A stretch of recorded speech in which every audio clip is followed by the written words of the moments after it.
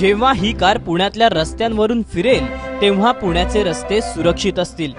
जेव्हा ही कार वर्दळ असलेल्या चौकात असेल तेव्हा गर्दीतला कोणताही चेहरा लपून राहू शकणार नाही। जेव्हा ही कार गस्त घालत असेल तेव्हा सीसीटीव्ही बसवण्याबाबत सरकारकडे याचना करावी लागणार नाही, कारण ही आहे पहिली वहिली सीसीटीव्ही कार।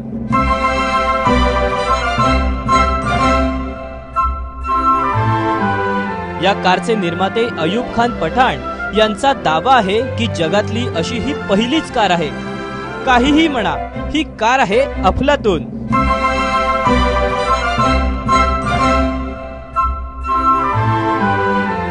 या कारच्या टपावर चारही दिशांना नजर असलेले सीसीटीव्ही कॅमेरे आहेत।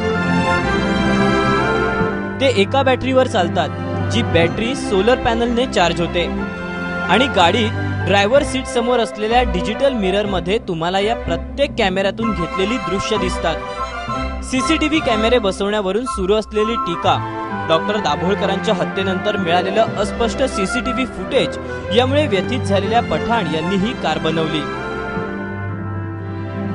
डॉक्टर दाभोळकरांची हत्या झाली तेव्हापासून आमचं सर्वांचं मन दुखित होतं आणि काहीतरी सिक्युरिटीसाठी आपल्याला काय करता येईल।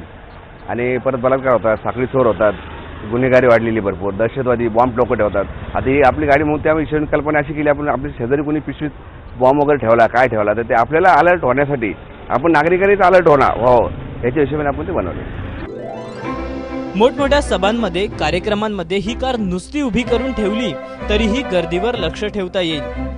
गणपती विसर्जनादरम्यानही पोलिसांना या सोलर सीसीटीव्ही कारचा उपयोग करता येईल। विशेष म्हणजे सोलर पॅनल असल्याने इंधनाचा अपव्यय होण्याचीही शक्यता नाही। टोटल आपण 8 कॅमेरे बसवलेले, 4 वरती आणि 4 त्या डिव्हाइसला। तो डिव्हाइस पण आपला मूवेबल आहे। आलाइट आपल्याच कंपनीचा आहे। तो डिव्हाइस आपण मोकळा काय ठेवला म्हणजे कुठे सभा असेल, कुठे मीटिंग असेल, कुठे चौक असेल, आपल्या अलका चौकाची चौक किंवा गणेश मंडळ असतील, त्या लोकांना सर्वांना कॅमेरे घेऊन विकत घेऊन आणि ते लावायचं परवडत नाही त्यांना। त्या लोकांना परवडत नाही। मग आपण ते कसं केलंय ते पोर्टेबल असल्यामुळे एकदा सोलार चार्ज झाले तर ते आपलं 20-25 तास बॅकअप देईल तुम्हाला। लाखो रुपये खर्चून पुणे पालिका अद्याप पुण्यातल्या चौकात सीसीटीव्ही बसवू शकलेले नाही। पुणेकरांनी अशा अजून काही कार्स रस्त्यावर आणल्या तर आश्वासन देणाऱ्या मंत्र्यांना ती चांगलीच चपराक असेल। तुर्तास पठाण यांच्या या अफलातून कामगिरीला दाद द्यायलाच हवी। मयुरेश कोंडूर, एबीपी माझा, पुणे।